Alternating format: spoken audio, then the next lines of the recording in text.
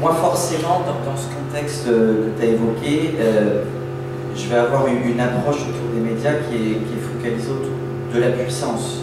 Et on va ensuite parler des nouvelles émergences, des nouveaux supports, des nouveaux contenus médiatiques, et finalement de l'émergence de plus en plus d'individus qui participent du bruit de fond médiatique. Et on aura l'occasion de revenir notamment sur les communautés. Mais fondamentalement, on se rend compte que ces dernières années, on a eu une explosion absolue du nombre de supports et du nombre d'individus médiatiques. Et qu'aujourd'hui, quand on est une chaîne ou un groupe historique comme France Télévisions, en tant que média, on doit faire face à une double concurrence. Vous l'avez vu, une première concurrence qui est une concurrence fondamentalement, et c'est notre métier, B2B, avec aujourd'hui le nouveau terrain de jeu de la télé et des médias, et je vais aussi avoir une approche télé, vous m'en pardonnez.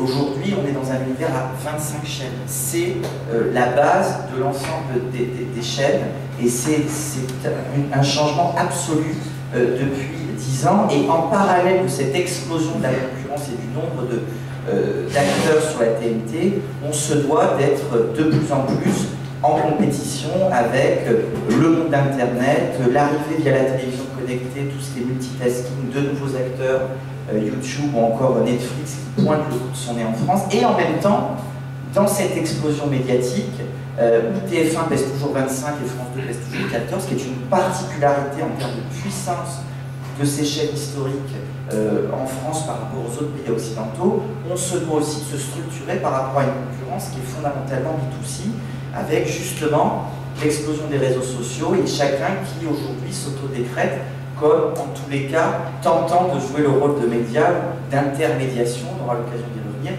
ou en tous les cas de participer de ce bruit médiatique. Et moi j'aurais tendance à dire d'un point de vue puissance que dans ce contexte de multi-explosion, contrairement au Cassandre, contrairement à ce qu'on disait il y a une dizaine d'années, bien au contraire, c'est pas la fin de la télévision.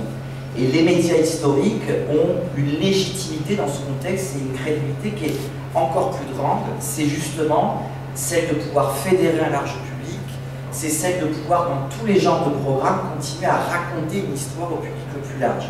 Alors ensuite, on pourra s'interroger sur dans quel écosystème numérique on travaille pour décliner nos marques sur tous les supports et améliorer notre part de voix. Mais ce que je voulais vraiment dire d'un point de vue puissant, c'est qu'aujourd'hui, je viens d'évoquer ce contexte. Dans ce contexte-là, contrairement là aussi à ce qu'on peut lire ici ou là, le groupe France Télévisions, c'est autour de 28% de part de marché et c'est à peu près 80% des foyers français, qui nous regardent au moins une fois par semaine. Et ça, c'est une puissance de 80% qui était la même il y a 15 ans. Donc c'est là-dessus que je voulais commencer en termes de définition d'un média dans un contexte multinumérique. Merci beaucoup. Donc cette notion de puissance, est-ce qu'on ne peut pas l'attribuer aussi à un très nouveau média? Je disais qu'il allait très vite. Studio Bagel, cette notion de puissance, et plus généralement la définition d'un média aujourd'hui. Bonjour à tous. Donc juste pour revenir assez rapidement, je ne sais pas si tout le monde sait un peu ce que c'est que le Studio Bagel. Le Studio Bagel, c'est une chaîne YouTube qui s'est créée il y a un peu moins d'1 an. Donc le concept était assez simple, et de fédérer en fin de compte les humoristes qui étaient déjà présents sur le digital, sur YouTube, avec une forte communauté, les fédérer entre eux, de leur donner des moyens pour se professionnaliser, leur apporter notre vision de producteur, des moyens pour qu'ensemble ils arrivent à créer vraiment un média, une espèce de sur-média, eux-mêmes étant déjà des médias avec une audience qualifiée pour certains de plusieurs centaines de milliers de personnes qui les suivent. Donc on est devenu un peu ce sur-média, cette marque ombrelle qui les a rassemblés et qui les a professionnalisés et qui les a amenés à avoir une taille critique pour devenir plus professionnels et pour se faire aussi repérer. Parce qu'à un moment donné, il y a aussi ça, c'est que ça sert à rien en fait d'être un média si on n'est pas capable d'en faire quelque chose et de transformer ça en valeur, de transformer ça en notoriété, de transformer ça en projet. Au final, à quoi ça sert d'être un média? En fin de compte, c'est pour médiatiser des projets, une vision qu'on a, un propos qu'on peut avoir sur n'importe quel sujet. Et donc voilà, c'est ça. C'est en gros, notre concept, ça a été de les agglomérer pour leur donner cette taille critique, pour qu'ils puissent être visibles, plus crédibles. Parce qu'après, il y a aussi cette notion-là, on pourra revenir, mais tout le monde peut être un média, mais est-ce que tout le monde peut être un média crédible? Ça, la question est posée. Pour répondre à cette question de qu'est-ce qu'un média, pour moi, tout le monde est un média à mesure où tout le monde peut poster des contenus. Je vais dire des énormes tartes à la crème là, dans les 3 premières minutes de ce que je veux dire, mais en gros, tout le monde peut poster des contenus, on a tous une timeline, ok, qu'on anime, voilà, que ce soit sur Twitter, sur Facebook, on peut poster tout et n'importe quoi. On vient s'insérer, et c'est ça aussi intéressant par rapport à ce que disait Antoine par rapport à l'audience des médias traditionnels. Pour moi, en fait, on vient, en tant qu'individu médiatique, se poster des contenus dans ce que les gens de Google appellent les white spaces. C'est-à-dire qu'en gros, il y a le temps de consommation télé, il y a le temps de consommation radio, il y a le temps qu'on passe, voilà. Et tous ces white spaces, tous ces moments où en fin de compte on est dans le métro, on est dans la rue, on attend, on fait la queue pour aux caisses, bah voilà, ces white spaces là, ces moments de vide en fait, bah, nous, individus médiatiques, on vient les combler en balançant, je sais pas, un tweet, un lien, etc. Donc on vient combler ça, donc ça c'est intéressant parce qu'au final, on se rend compte qu'il y a de la place pour tout le monde, vraiment, et qu'à un moment donné, on ne va pas se dire que ces médias-là, indépendants, vont venir prendre de la place à d'autres, c'est juste un équilibrage, peut-être un rééquilibrage à un moment donné qui va se faire. Après, la question qu'on vient de se poser, et je l'ai un peu effleuré tout à l'heure en parlant de qu'est-ce qu'on fait en fait de cette audience, parce que à quoi ça sert en fin de compte. Ce qui est en train de changer, par contre, c'est que avant on pouvait porter une voix et dire des trucs, etc. On pouvait dire effectivement tout le monde allait dire, mais maintenant on peut aussi faire de l'argent de façon indépendante en ayant une audience. Et ça, c'est un truc qui opère un changement, parce que dans la mesure où, je ne sais pas si vous savez un peu comment ça fonctionne, les vues sur YouTube, mais à un moment donné, quand vous arrivez à un certain nombre de vues, vous enclenchez une monétisation, ça s'appelle le coût pour 1000 en gros, et en gros on tourne autour en France de entre 1 et 3 euros du coût pour 1000, ce qui veut dire que par exemple Norman, quand il fait une vidéo qui fait voilà, 1 million, et ben, en gros lui il a touché entre 1000 et 3000 euros. Donc il fait des vidéos qui tournent plutôt autour de entre 2 et 5 millions. Enfin, je vais laisser faire le calcul parce que là je suis très mauvais en maths à 9h08. Mais c'est ça qui est intéressant, c'est que lui aujourd'hui il va générer entre 5 et 15 000 euros. Donc ça veut dire qu'il gagne vraiment de l'argent avec la voix qu'il porte. Ça veut dire que derrière il est capable d'utiliser cet argent pour se professionnaliser. C'est d'ailleurs ce qu'il fait en ce moment. Il a fait des auteurs qui travaillent avec lui, etc. Et des moyens. Donc il se transforme en fin de compte en média un peu plus crédible, un peu plus sérieux, et il professionnalise voilà, ce qu'il faisait de façon totalement embryonnaire. Je ne sais pas si j'ai répondu à la question, mais en tout cas, voilà, je vais un petit peu introduire pour ma partie ces sujets, et je vais laisser la parole pour moi. Si, après la notion de puissance sur un média classique, il y a quand même, je retiens la notion de crédibilité et le fait qu'arrivé à maturité, un certain nombre de ces médias arrivent à construire des modèles économiques et donc deviennent à part entière des médias. Donc on va poursuivre justement avec toi. Mais moi, ce que je retiens, c'est que j'ai parlé au début dans une situation un peu hybride. J'aimerais que par rapport à cette définition des médias, on puisse en parler. On a une institution connue de tous, qui est le Figaro. On a des contenus, et des contenus en particulier vidéo, digitaux, qui sont implantés de manière, grâce à toi, de manière professionnelle et réfléchie. Est-ce que tu peux nous faire cette définition sur cette base, sur la base de ce outil? Je suis d'accord avec mes deux camarades. Tu parlais de la puissance, Antoine, mais ce qui est, je pense, le plus important, c'est la crédibilité et le sérieux. On va d'abord sur le net vers des grands médias, vers des grandes marques. Je parle du Figaro, je parle de France Télévisions, par exemple, sur l'info, parce qu'il y a la crédibilité qu'on est rassuré, etc. On voit que des nouveaux médias, typiquement Studio Bagel, peuvent monter très vite et devenir très incontournables, juste parce qu'ils sont sérieux, mais aussi crédibles qu'un média traditionnel. C'est vraiment ça aussi, je trouve, qu'on retrouve sur le net et qui casse un peu l'image du ce qui marche sur Internet, c'est des choses légères, tout et n'importe quoi peut fonctionner sur Internet. Aujourd'hui, ce qu'on regarde, les médias qui vont vraiment émerger, qui vont vraiment s'installer, que ce soit des marques historiques ou des nouvelles marques, c'est les médias qui vont avoir cette crédibilité-là dans la recherche des formats, certes, mais aussi sur le fond. C'est ce qu'on fait donc nous, évidemment, Figaro, en essayant de moderniser une marque en allant sur un terrain digital, en allant sur la vidéo, mais en gardant toujours ce sérieux-là. Et si on prend une matière plus légère, comme le Studio Bagel, on se rend compte que c'est sérieux, dans le sens où c'est sérieux dans la fabrication et dans le contenu. Et je pense que c'est vraiment ça qu'il faut aujourd'hui, que des marques médias vont exister sur Internet, tenir sur Internet, et surtout avoir une audience conséquente, qui reste au final les nerfs de la guerre pour tenir, et puis pour économiquement être viable, parce que là aussi on va passer un un autre cliché, c'est pas facile de faire de l'argent sur Internet. Il faut atteindre des niveaux d'audience quand même très conséquents, que ce soit pour un média historique comme pour un média pour accélérer.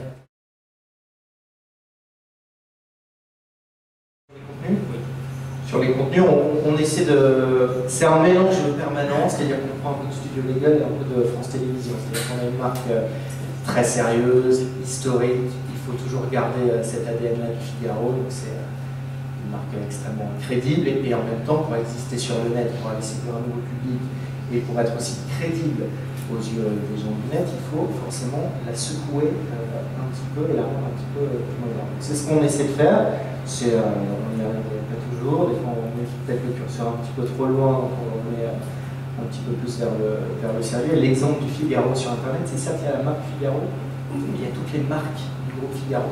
Le Figaro, c'est aussi Figaro, c'est aussi tvmac.com, Sport 24, etc. C'est aussi des marques qui sont abritées par le Figaro, mais qui nous permettent de nous amuser un petit peu plus et d'aller séduire un public plus digital en secouant un petit peu plus nos contenus, tout en gardant les lecteurs du Figaro. Et ce qu'on voit aussi, pour résumer sur une stratégie digitale d'un média classique comme le Figaro, c'est que de plus en plus, on va avoir deux stratégies très différentes entre le Figaro qu'on va vouloir vendre en kiosque et la marque digitale qu'on va faire rayonner sur Internet. Franchement, de plus en plus, il y a assez peu de choses en commun sur les éditos entre le journal papier qu'on va acheter, ce qu'on fait sur Internet, sur le Figaro.fr et après sur toutes les marques du Figaro. Alors avant, je rebondis sur ce que disait Julien. Effectivement, en complément de la puissance, il y a ce que tu disais sur la crédibilité, sur la déontologie, le décryptage, la hiérarchisation de l'information. Et c'est peut-être un paradoxe, mais dans le contexte multiconcurrentiel qu'on évoquait tout à l'heure, j'ai tendance à dire que ces médias, entre guillemets, historiques, même si l'adjectif n'est pas forcément le bon, ont plus que jamais leur crédibilité dans ce contexte-là. Quand on voit qu'aujourd'hui le Figaro est le 23e site en France et que France Télévisions, le groupe, on est le 27e, on est avant les TF1, M6 ou encore Canal+, et Figaro est devant France Télévisions, ça veut bien dire que, là aussi, contrairement à ce qu'on peut dire ici ou là, nous avons réussi à décliner dans les supports numériques la crédibilité qu'on nous porte sur le support premium.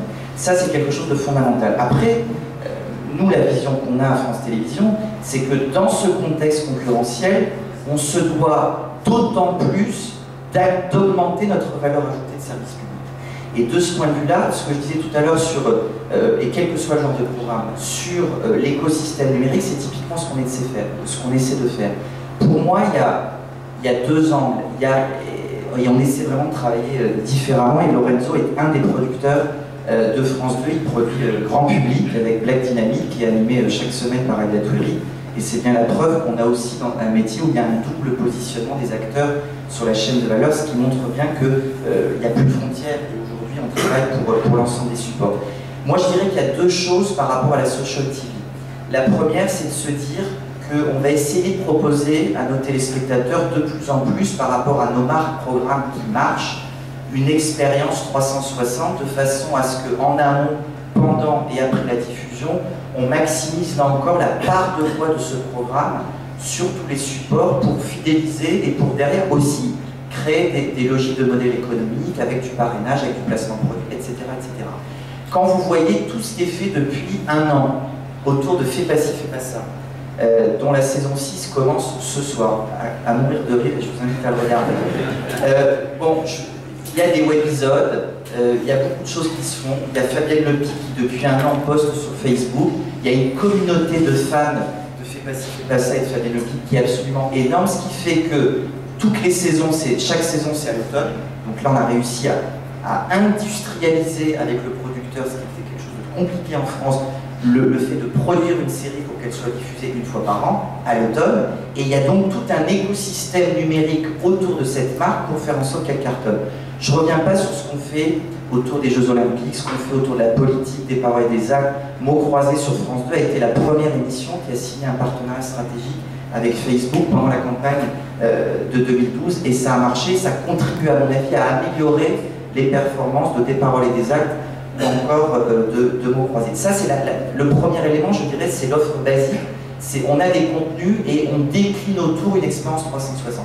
La deuxième chose sur laquelle je voulais revenir, c'est que là, on joue notre rôle d'innovation et de service public, c'est de se dire comment je m'appuie sur les nouveaux supports et sur le numérique pour innover, pour proposer de nouvelles écritures et pas simplement dire je mets un hashtag au début de mon émission.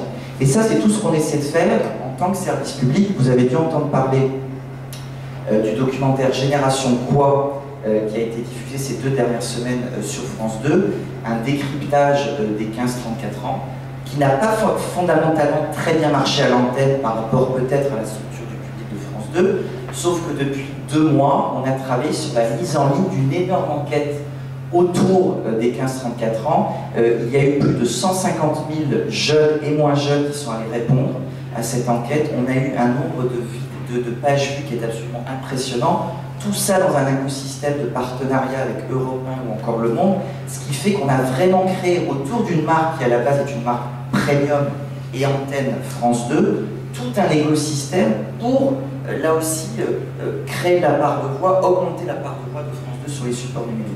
Et le deuxième exemple que je voulais prendre, pardon, et ensuite je laisse la parole, quand on fait, il y a 1 an, autour de la journée de la violence faite aux femmes, un documentaire autour viol, les voix du silence.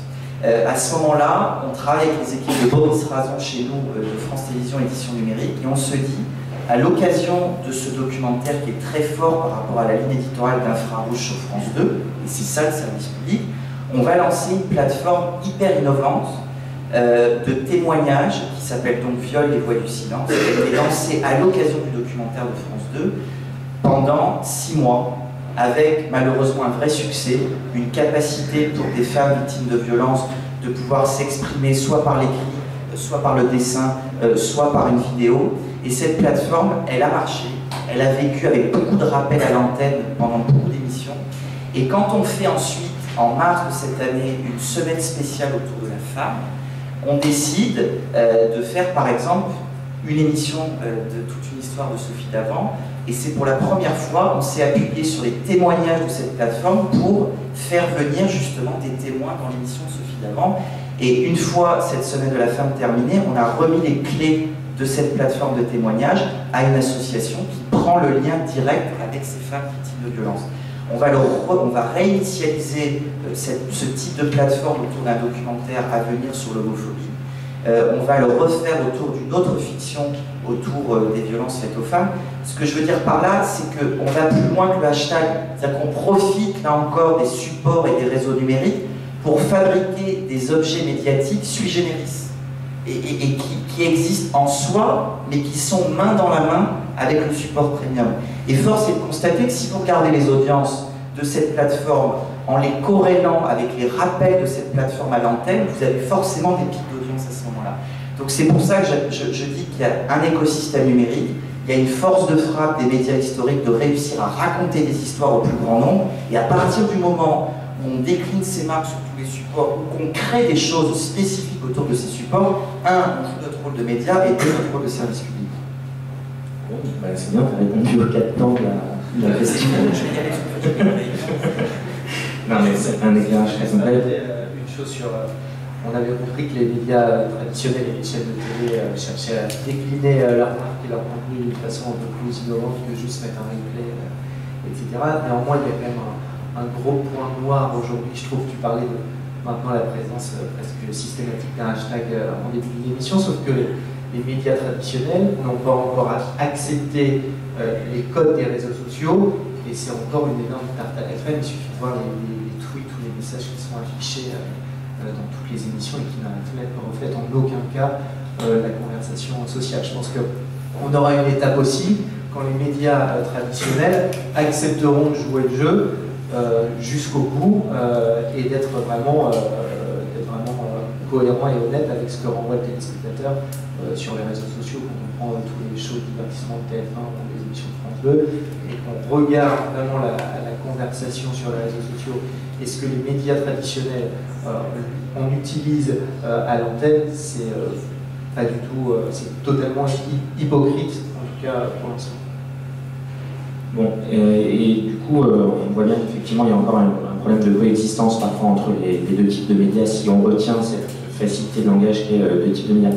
Lorenzo, toi, tu produis concrètement des contenus, c'est un peu la même question, mais c'est que je posais à Antoine, là, on vient de voir un éclairage vraiment sur comment on fait intervenir, comment on met en place une stratégie avec les nouveaux contenus, comment on met en place une stratégie quand on a, comme ça, au départ, sans filtre, des gens qui peuvent produire un très grand nombre de contenus beaucoup plus facilement qu'avant. Et comment on construit un filtre?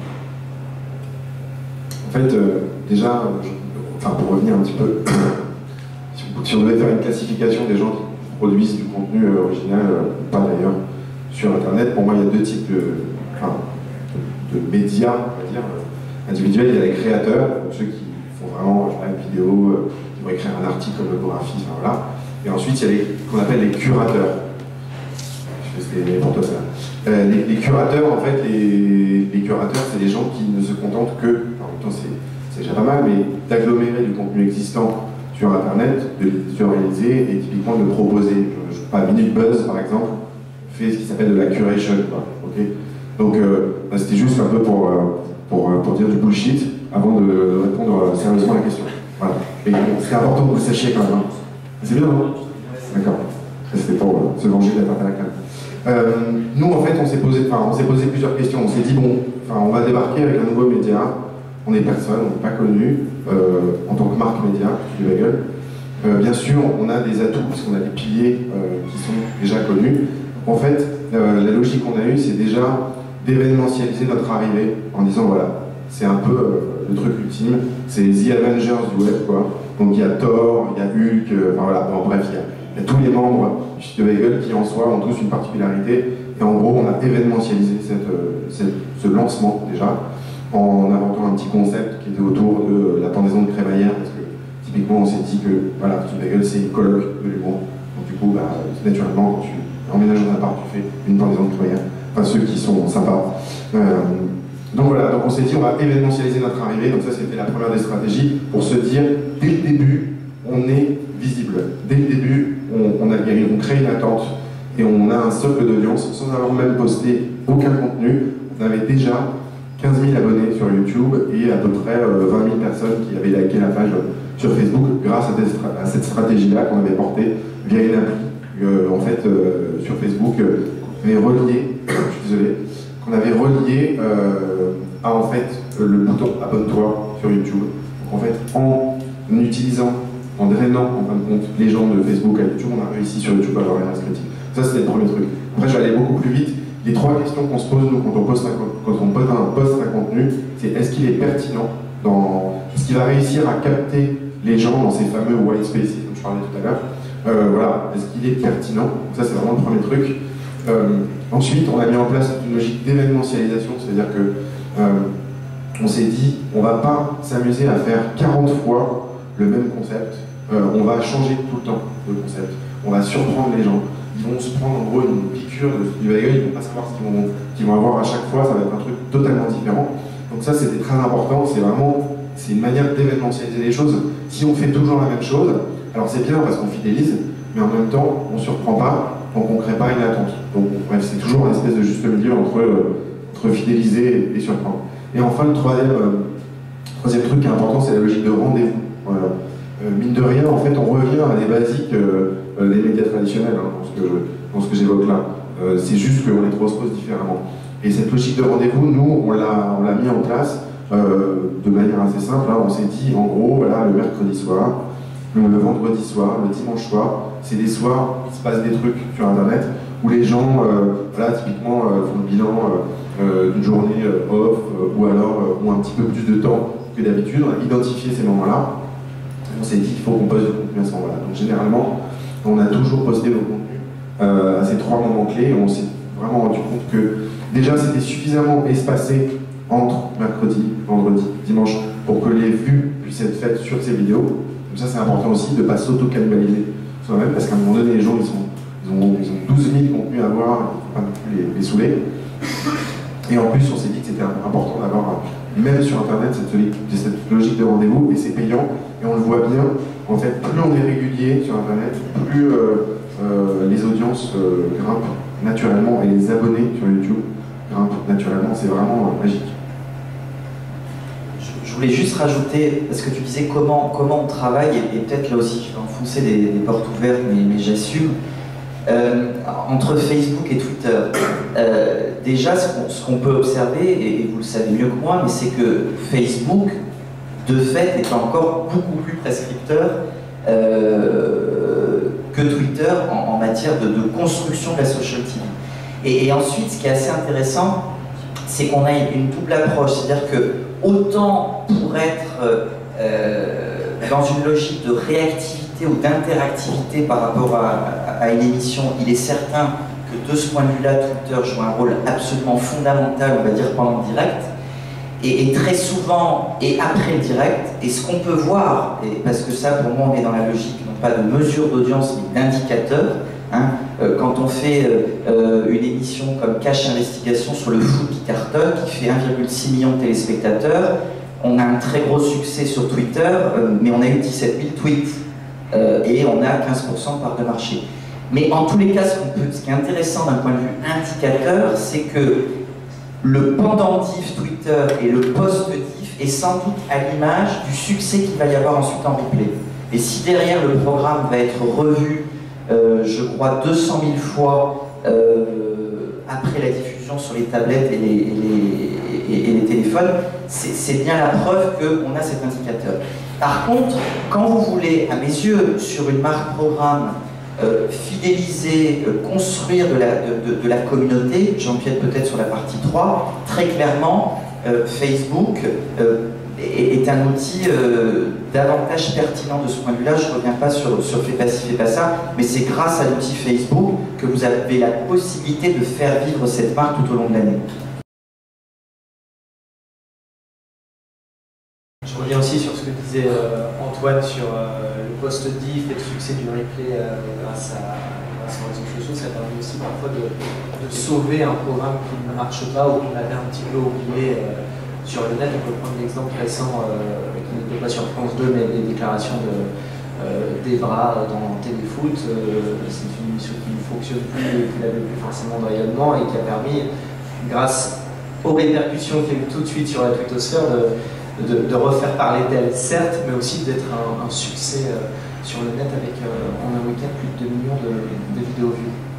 Au Figaro, on a exactement les mêmes constats dont parlaient Lorenzo et Antoine, c'est-à-dire qu'on est malgré tout obligé d'aller emprunter des codes aux médias traditionnels en créant des rendez-vous pour que l'internaute comprenne aussi ce qu'on est en train de faire. Il faut des rendez-vous fixes et ça prend du temps. Donc au Figaro, on a installé 3 quotidiennes, ça paraît énorme, mais c'est le seul moyen pour que notre lecteur comprenne qu'on fait aussi de la vidéo sur le Figaro et qui s'habitue à cette à ce nouveau métier qu'on fait et qui reviennent petit à petit et qui comprennent qu'il se passe aussi des choses en vidéo chez nous. Et après, clairement, on est obligé d'avoir des marques et des visages qui rassurent l'internaute. Là, c'est même pas une question de crédibilité, c'est juste pour rassurer notre lecteur. Donc on va d'abord utiliser nos marques et nos éditorialistes. C'est ce qu'on a fait au Figaro. Donc voilà, on avait une émission politique, très clairement, on l'a reformatée et on l'a confiée à Yves Tréhard parce que voilà, les gens le voient régulièrement sur les plateaux, etc. Danser dans l'air, par exemple, sur France 5. Et ensuite, la deuxième brique, c'est d'installer de nouveaux visages, de faire émerger des gens de la rédaction plus digitale du Figaro, etc. Mais ça arrive vraiment dans un second temps. Ah oui, bien sûr, la réponse est oui. Enfin, clairement, en France, il suffit de se rendre sur un site qui s'appelle VidStatics, qui établit le classement. Je parle de YouTube parce que c'est le sujet que je connais le mieux, mais sur Twitter aussi, il y a des tweetos hyper connus qui ont droit de vie et de mort sur les gens pour les hater. Et voilà. Mais sur YouTube, il y a clairement des gens qui, voilà, je parlais de Norman tout à l'heure, Koé aujourd'hui, est un média, voilà. Désolé. Non mais j'adore Koé, c'était un de mes patrons pendant 6 mois, je le kiffe, comme on dit, chez les jeunes. Et il y a voilà, Rémi Gaillard, enfin, bref, vous connaissez quoi. Donc oui, clairement, oui, il y a des individus médias. Il y a des individus médias qui n'arrivent pas à monétiser. C'est-à-dire que typiquement un tweetos très célèbre ne gagne pas d'argent. Ou alors c'est Nikos Aliagas et il y a des agences dont c'est le positionnement de proposer de l'argent à des célébrités sur Twitter pour qu'elles tweetent tiens, j'adore le café Lavazza, et de se tweeter en train de boire une tasse de café. Voilà, aujourd'hui, il y a des agences qui proposent ça à des célébrités, il y en a plein qui le font, donc voilà, ça s'appelle un peu, c'est du public rédactionnel en fait, voilà, c'est vieux comme le monde. Sur YouTube, clairement, il y a un écosystème, il y a une économie derrière qui permet de gagner parfois beaucoup d'argent, j'en parlais tout à l'heure, que ça soit directement par les vues, ou que ça soit, et là on touche à un sujet qui est quand même assez capital quand on parle de médias, d'individus médias, c'est les marques en fait. C'est qu'à un moment donné, pour les marques, c'est vraiment tout bénef. Parce qu'en fait, avant, ce qui se passait, c'est que, et c'est d'ailleurs toujours le cas, je lance un nouveau produit, donc je vais me payer un spot de pub ultra cher, je vais acheter du média sur des médias traditionnels, et voilà. Et donc je vais bastonner de la puissance et je vais avoir un maximum d'impression sur mon produit, et les gens vont se ruer chez Carrefour pour l'acheter. Bon, aujourd'hui, il y a des individus médias qui sont beaucoup plus séduisants, parce qu'en fin de compte, c'est des stars, sont des réalisateurs, sont des auteurs, et en même temps, sont des gens avec une audience. Donc en fin de compte, tout l'argent qu'avant je mettais dans la fabrication du spot, dans l'achat média, etc., en fin de compte, je vais pouvoir en mettre que 10%, et je vais le donner à Norman. Et au final, je m'appelle Crunch, les 2 millions d'euros que je mettais sur la campagne pour lancer ma nouvelle tablette, en fin de compte, je vais enfiler 200 000 euros à Norman. Pour lui, c'est une somme colossale, vraiment. Pour n'importe qui d'entre nous, c'est une très belle somme, sauf pour Antoine Bollet. Donc je laisse. Oui, c'est ça. Ah merde, pardon. Bonjour, mes films. Et donc voilà, donc c'est tout bénéf pour ces marques, parce qu'elles se jettent dessus vraiment, parce que voilà, c'est tout en un en fait, c'est vraiment tout en un. C'est-à-dire que Norman va être en mesure, avec cet argent, de fabriquer un film cool, de médiatiser, parce que naturellement il va faire des vues, s'il poste ce contenu sur cette chaîne, donc je ne vais plus avoir besoin d'acheter du média, donc voilà, donc ça j'en fais l'économie, merci. Je vais avoir un contenu qui sera pile adapté à cette fameuse génération C, parce que qui est le mieux placé pour parler à cette génération qu'un mec comme Norman.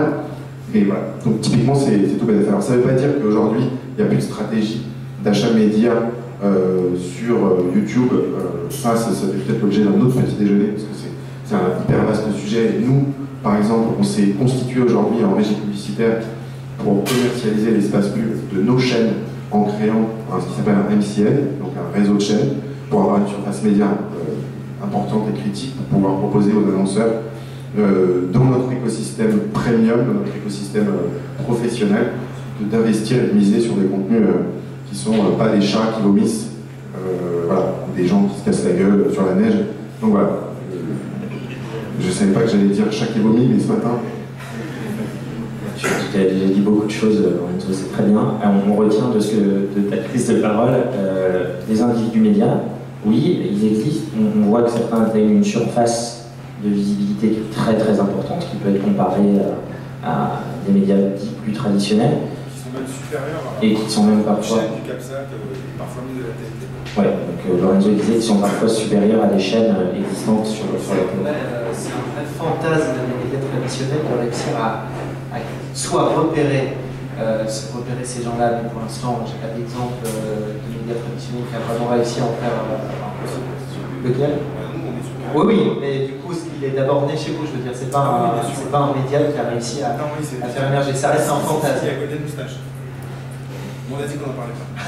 Et l'ensemble des humoristes. J'ai entièrement perdu le contrôle. Alors, l'ensemble. Merci. Donc, l'ensemble des humoristes, donc demande qu'à en rire, Laurent Ruquier. Typiquement, ils ont été créés à la télévision et le succès, et il continue, sur YouTube, sur l'ensemble des réseaux sociaux de ces humoristes, y compris lorsqu'on faisait des primes. Non, mais en même temps, on a aussi créé des stars qui sont ensuite devenues extrêmement importante dans l'univers numérique.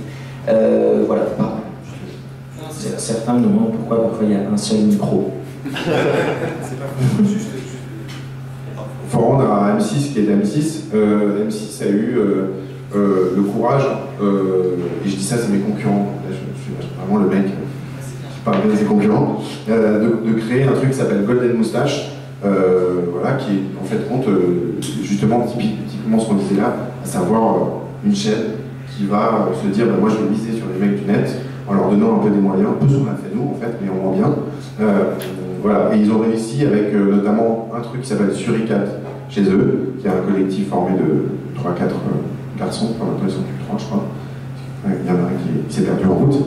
Et voilà, à faire des vidéos qui sont arrivées vraiment à des niveaux très élevés en faisant vraiment de la qualité. Et effectivement, les gens ne savent pas forcément que c'est M6 d'ailleurs, je crois, Golden Moustache. On peut faire. Vous connaissiez Golden Moustache ou pas? Ouais, qui connaît? 3 personnes, c'est bien. Et Studio Bagel? 4 personnes, c'est bien. On fait le sondage avec France 2. 2 personnes, c'est bien. Bon, pas de blague. Pour moi, Julien, tu as sûrement nuancé ça, mais pour moi, tu as incarné un peu justement ce début de l'individu média. Tu as eu une expérience sur Twitter d'early adopter. Tu as eu rapidement beaucoup de followers, tu en as toujours beaucoup. Tu as aussi fait l'animation du contenu web de The Voice, qui t'a sûrement donné quand même une visibilité accrue. Par rapport à ce que vient de dire Lorenzo, et avec une expérience incarnée, personnelle, qu'est-ce que tu peux nous dire de cette question, l'individu qui devient lui-même média et monétisation, pas monétisation, quel est rituel là-dessus? Ce sujet, non, je le verrais plus en termes d'influence. On sent que c'est quelque chose qui est très recherché aujourd'hui par les médias traditionnels. J'avais pas forcément un profil que le Figaro pouvait chercher, mais je pense qu'une marque comme le Figaro a compris que si elle voulait à un moment réussir ce passage-là sur le digital, elle était bien obligée d'aller chercher des gens qui avaient déjà construit ça sur le net sans médias traditionnels. D'accord, je comprends l'idée. Si on fait le point par rapport à ce qu'a dit Lorenzo sur la construction d'un individu média et du modèle un peu économique qu'il peut construire, de l'expérience personnelle de Julien, toi Antoine, aujourd'hui, vous, de mon point de vue, mais tu nous dis ce que tu en penses, on a des stars qui existent et qui sont mises en avant comme telles. Tu parlais des paroles et des actes, on a quand même l'impression qu'on a une série de journalistes, d'éditorialistes qui sont des stars. Ça, c'est quelque chose qui existe depuis très longtemps. Mais justement, est-ce qu'aujourd'hui, quand ils peuvent exister au-delà de la chaîne, en dehors de la chaîne, autrement, est-ce que vous êtes obligé de vous adapter à ça et comment? Question compliquée, ce qui fait que je vais revenir sur juste un point. On disait tout à l'heure, le rôle des médias, effectivement, c'est de s'appuyer sur les supports numériques et de se dire, tiens là, comment je vais aller essayer de dégoter des talents. Je suis totalement d'accord et on doit bien entendu ce côté veille, le déployer sur les réseaux sociaux, et je ne reviens pas sur ce qu'on aime. En même temps, ça n'enlève pas tout ce qui fait le cœur de notre métier artistique et éditorial aussi. Au-delà des réseaux, c'est un métier de rencontre et c'est un métier qui fait qu'à un moment, on a des coups de cœur et on se dit là, je vais mettre de l'argent dans la prod. Je vais prendre l'exemple d'un programme court qu'on a lancé, on lance la 3e saison dans quelques semaines, qui s'appelle Vestiaire, qui est un programme court hyper osé. Et j'espère qu'il y aura des beaux articles dans le Figaro. On va venir en parler, je suis à ta disposition. Vestiaire, typiquement, ils ont fait un petit concours au Bagne. Ils ont reçu quelques milliers d'euros pour faire un pilote. Et ils sont venus nous voir avec la direction des programmes de France 2. Et on a regardé, on s'est dit, mais c'est hyper osé. C'est comment un vrai programme court humoristique que je vous invite à regarder autour de la vie, de la société, mais aussi du handicap. Et ce truc-là a absolument cartonné et est devenu en soi un objet, là aussi, réseaux sociaux, etc. etc. Donc il y a un moment donné, là encore, on est dans une somme de plein de choses, et le métier de faire de la télévision et de raconter des histoires, bien entendu, il doit s'adapter, il doit observer ce qui se passe, mais on peut aussi, par une rencontre, se dire que tiens, on va donner un très beau destin à une œuvre de ce type. Alors, ta question sur comment on accompagne nos animateurs, nos émissions, elle est compliquée. Et je t'avouerai que comme ça, là, je ne saurais pas y répondre. C'est-à-dire que... vas-y, ouais. Sur le Figaro, on a eu clairement ce débat-là, à force de voir tous nos éditorialistes qui sont avant tout journalistes au Figaro faire le tour des plateaux télé, à commencer par ceux de France Télévisions.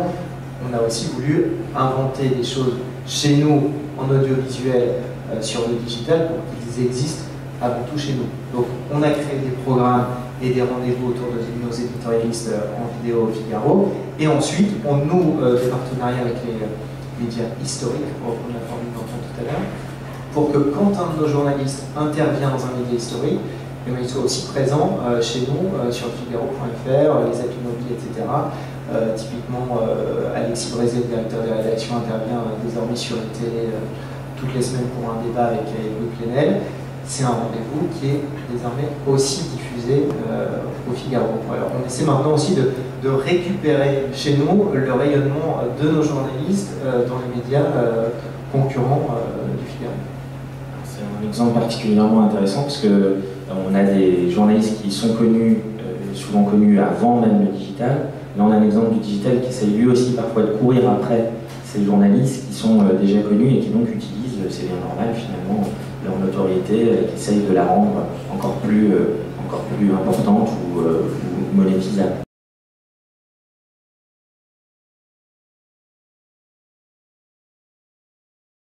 Très vite, je pense qu'on est au-delà d'une simple adaptation formelle. On est vraiment dans une réflexion sur tel programme par rapport à ses valeurs, qu'est-ce qu'on pourrait créer de nouveau sur les supports numériques. Je prends un autre exemple, c'est les Petits Mœurs d'Agatha Christie, qui est une très belle marque de France 2 qui marche beaucoup. Typiquement, on est allé jusqu'à créer un jeu interactif en parallèle de la diffusion, dans une logique de multitasking pour mener soi-même l'enquête. Donc on est vraiment c'est pour ça que j'appelais ça tout à l'heure des objets télévisuels en soi, mais bien entendu se pose ensuite une question de moyens et d'utilisation d'équipe. Donc on est amené, quand on développe vraiment un objet télévisuel qui décline une marque, et donc en soi, sui generis, que je disais tout à l'heure, forcément on le priorise, on le fait plusieurs fois dans l'année en disant tel documentaire, il mérite qu'on construise quelque chose. La plateforme Génération Quoi que j'évoquais tout à l'heure, c'est vraiment quelque chose de nouveau et de complémentaire par rapport au documentaire, et je pense pour le coup que ça correspondait aux attentes des 15-34. En gros, c'était depuis le questionnaire Balladur de 1994 qu'on n'avait pas consulté en France la jeunesse. Je pense qu'on l'a fait de manière un petit peu plus interactive et beaucoup plus performante, mais je pense que ça correspondait à l'attente. Voilà. Donc c'est au-delà de la forme, c'est vraiment quand on peut prioriser sur une marque programme qui a encore le mérite, on développe effectivement quelque chose de spécifique. Là, on est en train de préparer un très gros dispositif numérique pour une soirée spéciale avec les Inconnus qui font leur retour sur France 2 dans plusieurs semaines. 1,5 million de fans sur Facebook. Donc on travaille avec bien entendu la partie Facebook, et ça répond à ta question de tout à l'heure. Il se trouve que c'est MyScreen, que vous devez connaître, qui travaille avec les Inconnus sur leur déclinaison numérique. Typiquement, quand vous faites un Prime Les Inconnus sur France 2, vous pouvez peut-être faire la même audience, en tout cas j'espère qu'un Prime spécial Laurent Gérard ou encore Céline Dion. Et quand vous pouvez faire un partenariat, ce que nous avons fait avec MyScreen, ça nous met tout de suite 1,5 million de fans. On a également 6 millions sur l'ensemble de nos marques, qu'elles soient chaînes, programmes ou émissions ou animateurs, 6 millions de fans sur Facebook France Télé. Non, effectivement, quand on lance une nouvelle marque programme qui pour nous a un potentiel, bien entendu, on travaille sur cette logique d'influence. Et là, effectivement, je suis d'accord avec vous, ça nous amène vraiment d'un point de vue, mais c'est un cours de 12 heures que je donne au CELSA, à travailler sur ce que ça implique de l'évolution des métiers de l'organisation d'un média historique comme TF1 ou France 2 dans votre manière, par exemple, de faire de la presse, de faire des programmes dans une unité de programme ou encore de faire des relations publiques.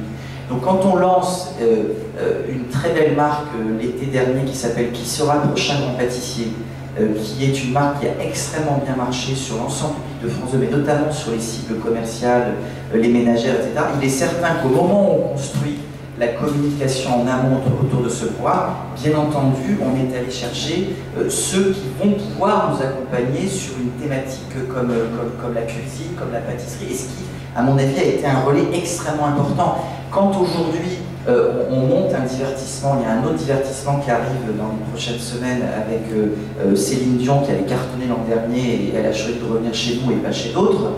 Le fait est que là aussi, on travaille très en amont autour de RP, de jeux concours, de présence des blogueurs influents sur le plateau, sur l'enregistrement, sur comment on met des choses en ligne en amont. Donc on est dans une... Là aussi, on s'appuie sur des communautés, et c'est vrai que c'est un métier totalement nouveau pour nous, mais il y a eu depuis 3 ans à France Télévisions une véritable accélération de ce point de vue-là, avec là aussi le rôle de la régie pub, qui d'un point de vue monétisation de cette barre de voix 360 a tout son rôle à jouer. C'est une manière innovante de compenser aussi en partie la non-présence de pub après 20h sur les écrans classiques de France Télé.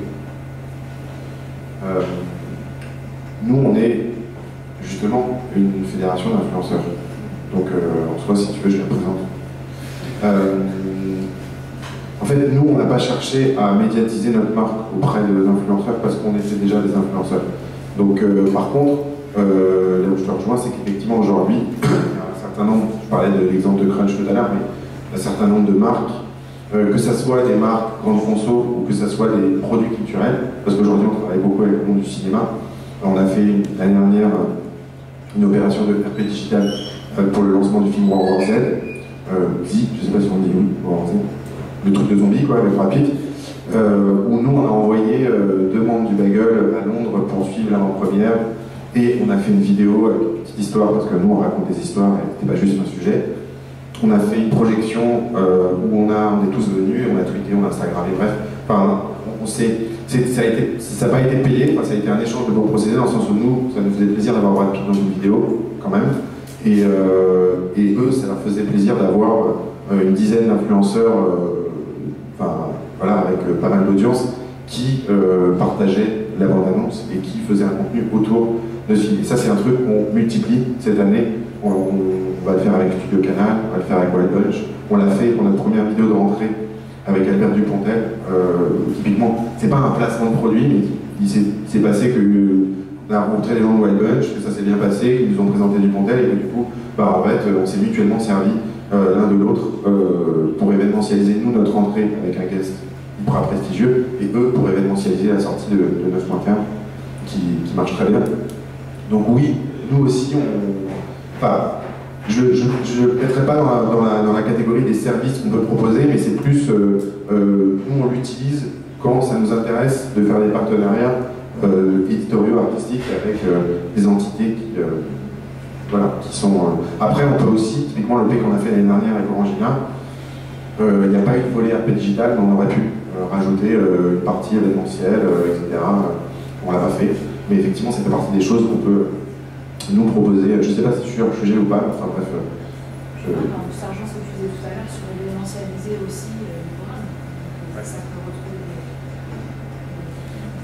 Moi, c'est très mal poli, je suis désolé, mais moi, contrairement à ces deux messieurs, j'ai une vie professionnelle. Donc, j'ai laissé mon mail et mon Twitter, donc si vous avez d'autres questions, voilà, je suis à disposition sur... voilà, parce que... Voilà, merci. Merci Lorenzo, c'est très sympa. Merci d'être passé. Et on se serre la main, on fait le tour ensuite. Pour peut-être donner une... Tu fais de la vidéo, c'est ça, de la vidéo comique, c'est ça? À bientôt, merci d'être venu. Peut-être pour répondre à ta question, quand même, une réponse d'agence. Il y a 2 choses qui me semblent clés. Une première, pour rebondir sur ce qu'a dit Antoine, c'est la question, on voit bien, nous, en expérience d'agence, que les marques sont moins dans la réaction au fil de l'eau et essayent de plus anticiper ces questions. C'est drôle parce que je retrouve ça dans ta réponse sur le volet pour une chaîne. Plus dans l'anticipation, pourquoi? C'est le deuxième point. Il me semble qu'il y a un phénomène fondamental qui est en train de se passer dans nos relations avec les marques, c'est qu'on voit qu'elles comprennent maintenant, et c'est d'ailleurs légitime, qu'il y a autant de métriques, de choses mesurables, avec toutes les limites qu'il y a aux mesures sur le web 2.0, il y a des outils de mesure, alors qu'auparavant, elle se disait, il y a des outils de mesure à la télévision, la médiamétrie, j'ai une vision à la fois quantitative et qualitative, parce que j'ai un outil qui est produit, qui est un outil que je considère comme fiable, parce qu'il est connu de tous et c'est même pour tous, alors que ce que vous m'expliquez sur cette surface web me semble particulièrement éclaté, avec des outils de mesure qui ne sont pas fiables, c'est le retour, je ne prononce pas sur la véracité de ces propos, et avec des outils de mesure surtout qui ne sont pas encore éprouvés. On voit bien qu'une première phase de la maturité du web social, ou du web 2, c'est de dire, ah oui, il y a quand même des outils de mesure, finalement ces outils de mesure progressent, on pourrait citer, Julien le dirait sûrement, je parle sous mon contrôle, mais petit à petit de voir que par exemple l'interaction sur Twitter a plus de valeur que le nombre de followers de manière brute et directe, le nombre de posts en fait, le nombre de manières dont je produis du contenu, ce que disait tout à l'heure Lorenzo, un contenu fiable, un contenu crédible, et donc retweeter, mais au-delà, discuter a une valeur. Donc on progresse dans la mesure de ces outils, et donc c'est parfaitement logique sur la relation avec les marques et donc sur le métier d'agence, on est capable de proposer plus de fiabilité et des choses sur lesquelles les marques peuvent plus s'introduire en amont avec une stratégie. Et en termes là aussi de modèle économique et de rentabilisation du coût de contact sur le numérique, et effectivement on est aujourd'hui dans une amélioration des outils de mesure, mais pour une marque, il faut bien avoir en tête par exemple que le replay sur France Télévisions, c'est 60 millions de vidéos vues en septembre. C'est quelque chose d'absolument colossal. Donc la valeur d'un point de vue publicitaire de la seule pré-roll qu'on va mettre devant ce programme-là, en complément d'une présence pour un annonceur sur l'antenne premium, c'est quelque chose qui compte beaucoup.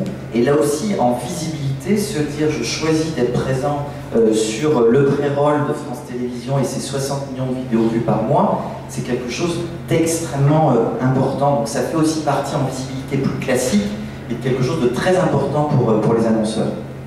Sur les marques aussi, on est assez peu démarché, même si on sent un petit changement qui est en train de se faire sur les marques qui viennent nous voir et qui nous demandent aussi de pouvoir produire du contenu, au-delà du brand content, que ce soit vraiment des contenus fabriqués par nous avec des marques. On le fait un petit peu avec HP et LCI, où on a créé une émission pour les entrepreneurs avec eux. Mais aujourd'hui, dans les échanges qu'on peut avoir nous médias avec les marques, c'est justement ils ont du mal à dépasser ce cadre du simple rédac, et que nous, toutes les choses qu'on a pu évoquer avec eux, de vraiment créer des programmes, on les garde à main éditorialement parce qu'on pense que c'est pertinent et que ça répond à ce qu'attendent les internautes pour que ça fonctionne. Ça, ils n'entendent pas encore. Et une marque qui vient nous voir va vraiment nous demander en gros de faire une publicité plus qu'un vrai contenu, et donc pour l'instant on l'a refusé parce qu'on sait que ça ne marchera pas.